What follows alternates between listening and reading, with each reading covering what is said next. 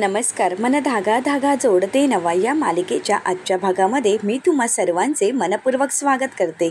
आजच्या भागामध्ये आपल्याला पाहायला मिळतं सार्थका स्वतःच सुखदाला पाहण्यासाठी मीटिंगमधूनच आलेला असतो आणि प्रतीकला विचारतो, प्रतीक बेनारेने सांगितलं होतं त्या मॅडम कुठे आहेत? प्रतीक म्हणतो, साहेब तुम्ही इथे आहात का? मला वाटलं की तुम्ही केबिनमध्ये असाल आणि म्हणूनच मी त्या मॅडमना केबिनमध्ये पाठवलं आहे. सार्थक म्हणतो, ठीक आहे. असं म्हणत सार्थका केबिनजवळ यायला निघतो तर दुसरीकडे सुखदा ही सार्थकच्या केबिनमध्ये आलेली असते आणि तिथे आनंदीचा टेबल आणि खुर्ची असते. ते तिला खूप आवडलेलं असतं. तिथे बाप्पाची मूर्ती असते. ते पाहून सुखदा म्हणू लागते, बाप्पा. असं म्हणत सुखदा स्वतःजवळचं एक गुलाब बाप्पाच्या समोर ठेवते आणि त्यानंतर संपूर्ण केबिन फिरून पाहत असते. तिला सार्थकचं ऑफिस खूप आवडलेलं असतं. त्यानंतर आनंदीच्या टेबलवर ठेवलेल्या त्या डिझाईनच्या लेस वगैरे सुखदाला खूप आवडलेल्या असतात. म्हणून सुखदा ते पाहते आणि तेथील एक पेन घेऊन हातावर काही लिहायला जाणार त्याचवेळी तिथे सार्थक आलेला असतो. सार्थक सुखदावर खूप चिडतो आणि म्हणू लागतो, तू इथे का बसली आहेस? सुखदा म्हणते, अरे काय झालं आहे? चेअर तर बसण्यासाठीच असतात ना? सार्थक म्हणतो, अगं पण तिथे 3-3 चेअर आहेत ना, मग तिथे बसायचं. सुखदा म्हणते, अरे पण मी या चेअरवरच फक्त बसली आहे ना. सार्थक म्हणतो, नाही उठ सरक इथून. सुखदा म्हणते, सॉरी माझी चूक झाली, परंतु मी फक्त चेअरवर बसली होती, ती डोक्यावर घेऊन नाचत तर नव्हते ना. सार्थक म्हणतो, ते काही मला माहीत नाही, परंतु या चेअरवर बसायचं नाही. सुखदा म्हणते, सॉरी माझी चूक झाली. तर सार्थक मोठमोठ्याने प्रतीकला आवाज देऊन बोलवून घेतो आणि प्रतीकला म्हणतो, प्रतीक तुला काय सांगितलेलं आहे? मी नसताना कोणालाही माझ्या केबिनच्या आतमध्ये सोडायचं नाही. प्रतीक म्हणतो, सॉरी साहेब माझी चूक झाली. तर सुखदा म्हणू लागते, चिल्ड, अरे किती रागराग करतोयस? सार्थक म्हणतो, मी एवढ्या पोटतिडकीने तुला सांगण्याचा प्रयत्न करतोय की इथे बसायचं नाही, तरी तू तिथेच आहेस. सुखदा म्हणते, हो माझी चूक झाली, मी तुला म्हणते आहे ना माझी चूक झाली, सॉरी, पण एवढा का चिडतोयस? सार्थक प्रतीकला म्हणू लागतो, प्रतीक या मॅडमना आत्ताच्या आता इथून निघून जायला सांग. तर सुखदा म्हणते, प्रत्येकजण गेस्टला या असं म्हणत असतात, कम असं म्हणतात, आणि तू तर मला गेट आऊट म्हणतोयस. सार्थक म्हणतो, तू इथे थांबू नकोस, तू आत्ता इथून निघून जा.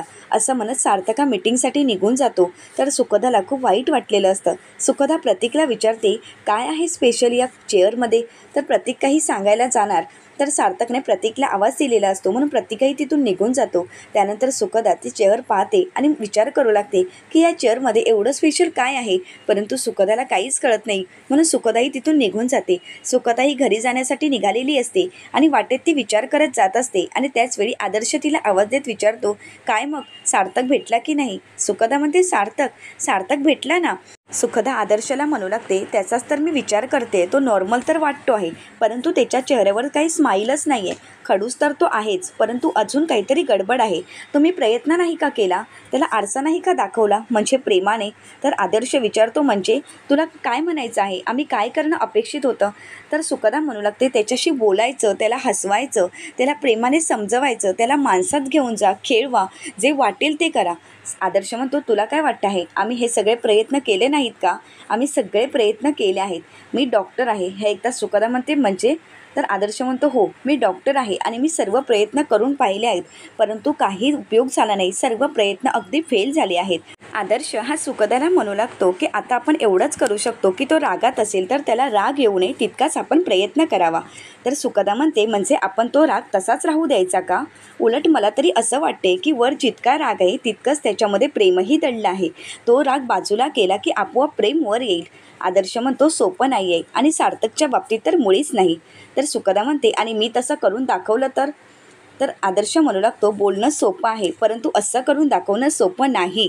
सुखदामध्ये माहीत नाही, मी हे करून दाखवू शकते.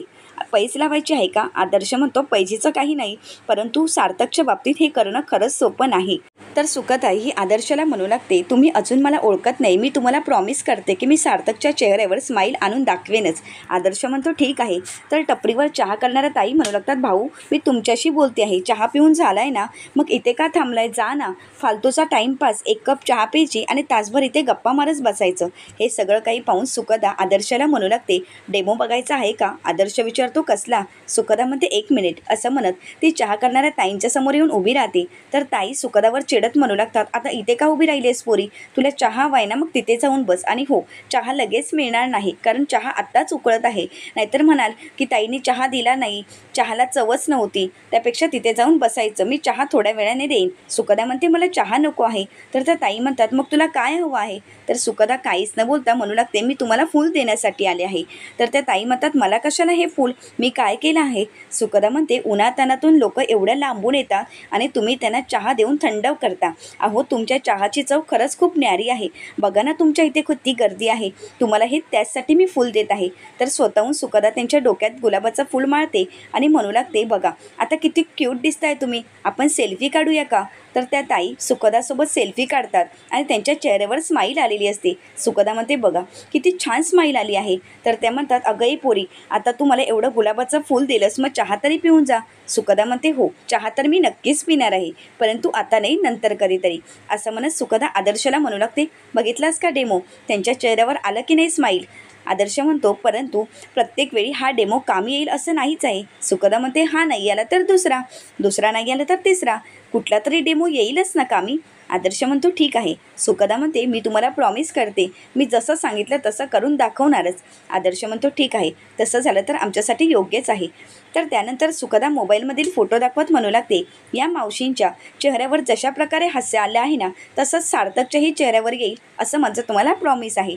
असं म्हणत सुकदा तिथून निघून जाते आणि आदर्शला म्हणते की घरी भेटूच. तर आदर्शलाही सुकदाचं नवल वाटत असतं. तर दुसरीकडे पाहायला मिळतं, सार्थक विचार करत बसलेला असतो. तर प्रतीक येत सार्थकला म्हणू लागतो, सर ही फाईल. त्यानंतर सार्थक ती फाईल पाहतो आणि प्रतीकच्या हातात देतो. प्रतीकला विचारतो, प्रतीक त्या मॅडम गेल्यात का? प्रतीक म्हणतो, हो तुम्ही जायला सांगितलं म्हणून त्या मॅडम गेल्यात, पण सर खरंच त्या मॅडमची काही चूक नव्हती. त्या मॅडमनं यातलं काहीच माहीत नव्हतं आणि त्यांनी खरंच मुद्दामून हे केलंच नाही आहे. सार्थक काही न बोलता प्रतीकजवळ रागाने पाहू लागतो. प्रतीक म्हणतो, सॉरी सर. असं म्हणत प्रतीकही तिथून निघून जातो. सार्थकला स्वतःच्या वागण्याचा पश्चाताप होत असतो आणि आनंदीच्या खुर्चीवर सुकदा बसली या गोष्टीचा खूप रागही आलेला असतो.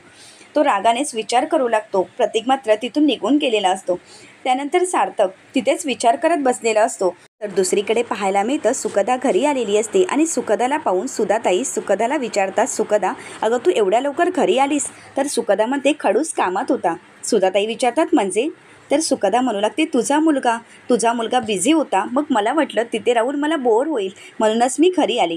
मावशी, त्याचा रागरंग बघून मला तरी नाही वाटत की तो मला नाशिक फिरवेल. तर सुधाताई म्हणू लागतात, अगं सध्या तो ऑफिसशिवाय दुसरं काही कामच करत नाही आणि दुसरं काही त्याला सुचतही नाही.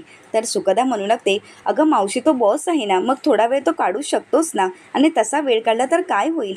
तर सुधाताई म्हणतात, सुकदा अगं एकेकाळी त्याला गप्पा मारायला, बाहेर फिरायला खूप आवडायचं, परंतु सध्या तो खूप बदलला आहे. तर सुकदा म्हणू लागते, मावशी, माणसाने इतकंही बदलू नये की आजूबाजूच्या माणसांना तो माणूस कंटाळवाणा वाटेल. अगं मी आल्यापासून बघते आहे, तो एकदाही कधी हसलेला मी पाहिलं नाही आहे किंवा त्याच्या चेहऱ्यावर स्माईलही नाही. तर सुधाताई म्हणू लागतात, पहिला तो खूप हसायचा, सगळ्यांना हसवायचा, परंतु आता काय झालं आहे तेच कळत नाही. तर सुकदा विचारते, मावशी, त्याचा प्रेमभंग वगैरे झाला आहे का? तर सुधाताई म्हणतात, नाही असं काहीच नाही. तर सुकदा म्हणते, मग मी काम करते, उद्या जातेच मी, कारण इथे राहून तरी मला वाटत नाही की मी नाशिक एक्सप्लोअर करू शकेन. तर सुधाताई म्हणतात, तू अशी का बोलतेस? मी सार्थकशी बोलेन, तू नको घाबरूस.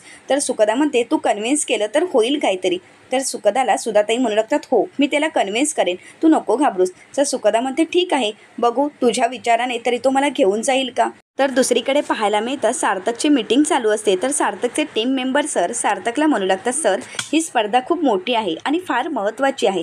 ज्या भागात ही स्पर्धा होत आहे तिथे आपली एकही साडी विकली जात नाही आणि आपण या स्पर्धेमध्ये समजा भाग घेतला तर आपल्या साड्यांचं प्रमोशनही होईल आणि त्या भागामधले आपले कस्टमरही जोडले जातील. सर तुम्ही ओके म्हणत असाल तर आपण या स्पर्धेविषयी पुढे चर्चा करू. सार्थक मात्र काहीच बोलत नाही. सार्थक विचारातच असतो. तर सर्वजण सार्थककडे पाहू लागतात.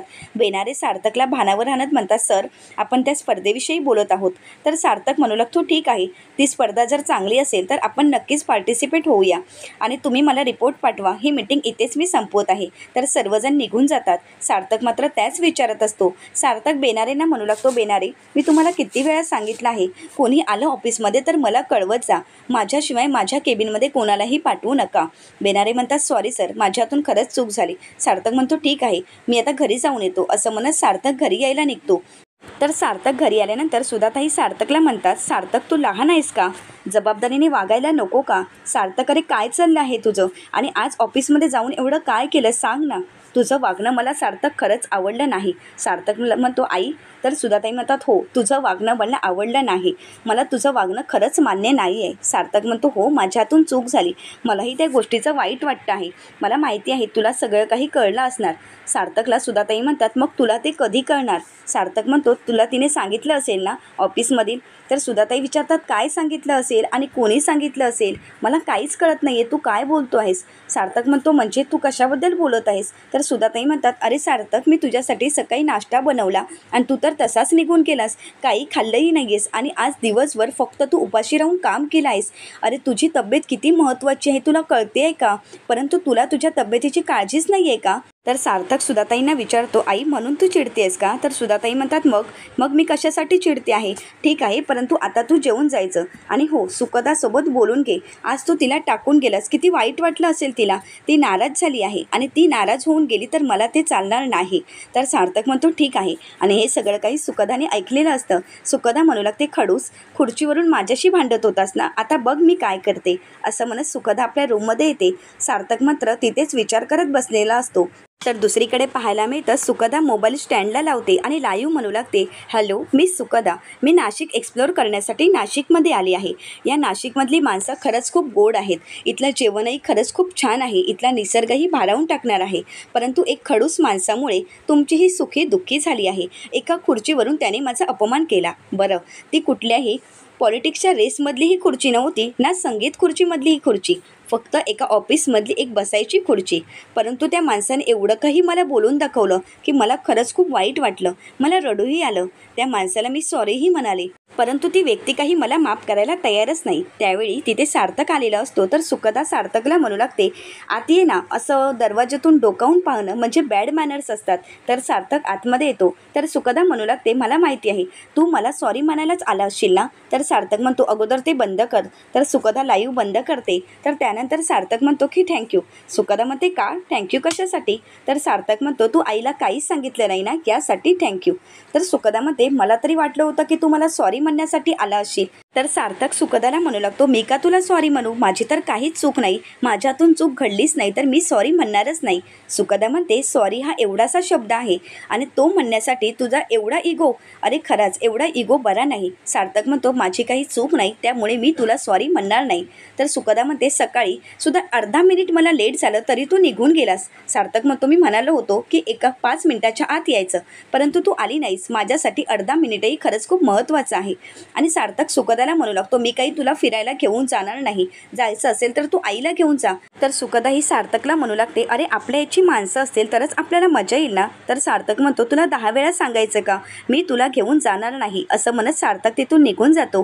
तर सुखदा मनाशीच म्हणते की तू अजून मला ओळखलं नाहीस आणि तूच मला आता नाशिक फिरायला घेऊन जाशील. असं म्हणत सुखदा मावशीजवळ येते आणि म्हणू लागते मावशी अगं बघ ना, सार्थक कोणाचंच ऐकत नाही. तर सुधाताई विचारतात काय झालं आहे. तर सुखदा म्हणते तो मला नाशिक दाखवायला नकारच देत आहे.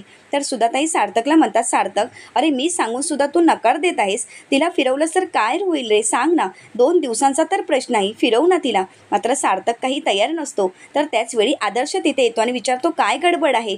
तर सुखदा म्हणू लागते बघा ना, हा माणूस काही मला नाशिक फिरवायला तयारच नाही, परंतु हा जर पुण्याला आला असता तर मी त्याला पुन्हा फिरवलं असतं ना, आणि खास करून मी त्याला एक पाटीही दाखवली असती, ती म्हणजे अशी जीवनात काही रस नाही, प्रेमात काही यश नाही, जायचं होतं अमेरिकेला पण स्वारगेटवरून बसच नाही. तर सर्वजण हसू लागतात, परंतु सार्थक काही हसत नाही. तर सुधाताई म्हणू लागतात अरे सार्थक जाणार आहे तिला घेऊन. अरे एखाद्या पाहुण्यांना असं दुखवायचं असतं का, तुला काय प्रॉब्लेम आहे सांग बघू. सार्थक म्हणतो ठीक आहे मी जाईन तिला घेऊन. तर सुखदा खूप खुश होते आणि म्हणू लागते थँक्यू. असं म्हणत सुखदा खुश होऊन तिथून निघून जाते.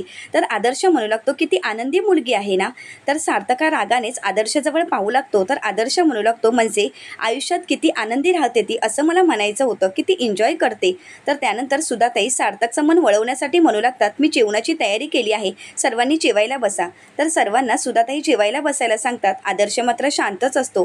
तर आदर्शाचं हे बोलणं ऐकून सार्थकला खूप वाईट वाटलेलं असतं आणि सार्थकला आनंदीची आठवण येत असते. तर पुढील भागामध्ये आपल्याला पाहायला मिळतं सार्थक हा सुखदाला घेऊन मंदिरामध्ये आलेला असतो. सार्थक आणि सुखदा बाप्पाचा आशीर्वाद घेत असताना त्याच वेळी कोणाच्या तरी हातून बाप्पाचा हार खाली पडणार असतो. तर सार्थक आणि सुखदा एकत्रच तो हार पकडतात. ते पाहून गुरुजी म्हणू लागतात, तुमच्या जोडीला देवानेही आशीर्वाद दिला आहे. तर सार्थक चिडूनच म्हणतो, माझा हिच्याशी काहीही संबंध नाही असं म्हणत तिथून निघून जात असतो. तर सुखदा म्हणू लागते, पलटणार, हा मागे वळून पाहणार, खडूस तू मागे वळून पाहणार, माझ्यासाठी तुला पलटावंच लागणार. आता सार्थक सुखदासाठी मागे वळून पाहणार का, हे पाहण्यासाठी चॅनलला नक्कीच सबस्क्राईब करा. व्हिडिओ आवडल्यास व्हिडिओला लाईक करा आणि व्हिडिओ पाहिल्याबद्दल तुम्हा सर्वांचेच मनःपूर्वक धन्यवाद.